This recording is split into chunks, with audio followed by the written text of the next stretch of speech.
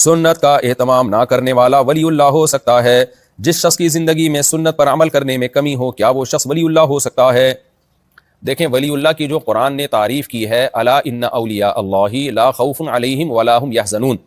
الذین آمنوا وکانوا یتقون، کہ اللہ کے ولی وہ لوگ ہیں جن پر نہ کوئی خوف ہوگا نہ غم ہوگا، یہ وہ لوگ ہیں جو ایمان لائے اور برائیوں سے بچتے تھے۔ تو اس سے پتہ چلتا ہے کہ جو شخص فرائض اور واجبات کو پورا کر لے اور عقیدہ اس کا صحیح ہو تو وہ ولی اللہ میں ہے۔ تو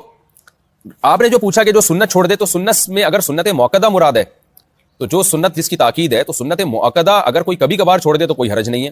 لیکن اگر کوئی چھوڑنے کا معمول بنا لے تو پھر وہ ولی اللہ نہیں ہو سکتا، کیونکہ نبی صلی اللہ علیہ وسلم سے عمل کے ذریعے یا قول کے ذریعے جس عمل کی بہت زیادہ تاکید ہو تو اس عمل کو چھوڑنا انسان اس سے قابل ملامت ہوتا ہے۔ تو وہ اللہ کا دوست کیسے ہو سکتا ہے جو قابل ملامت ہو؟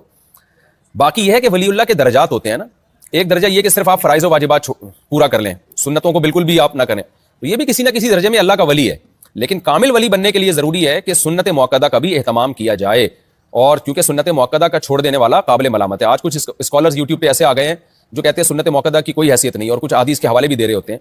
تو انہی یوٹیوبر سے میرا ایک سوال ہے کہ فجر کی 2 سنتوں کے بارے میں آپ کی کیا رائے ہے؟ اگر کوئی ساری زندگی فجر کی 2 سنتیں نہ پڑھے تو آپ کیا فتویٰ دیتے ہیں؟ اگر آپ کہتے ہیں نہیں وہ پڑھنی چاہیے، تو بھائی حدیث میں تو آتا ہے کہ وہ صحابی نے کہا تھا بس میں یہ 5 نمازیں پڑھوں گا اور کچھ بھی نہیں کروں گا، تو آپ نے فرمایا جس نے جنتی کو دیکھنا ہو اس کو دیکھ لے،